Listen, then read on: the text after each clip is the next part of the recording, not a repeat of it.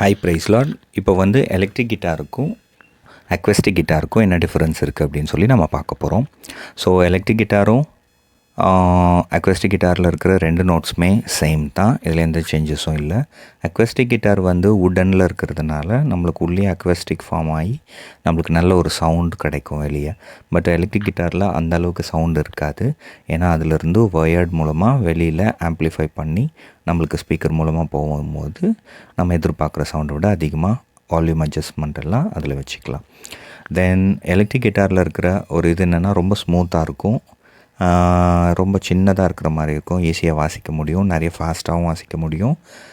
Acoustic கிட்டாரில் வந்து கொஞ்சம் neck வந்து பெருசாக இருக்கும், பிடிக்கிறதுக்கு கொஞ்சம் ஹார்டாக இருந்தாலும் but it sounds good. So ரெண்டுத்துக்குமே நேச்சுரலாக சூப்பர் டிஃப்ரெண்ட் நம்மளுக்கு தெரியும்.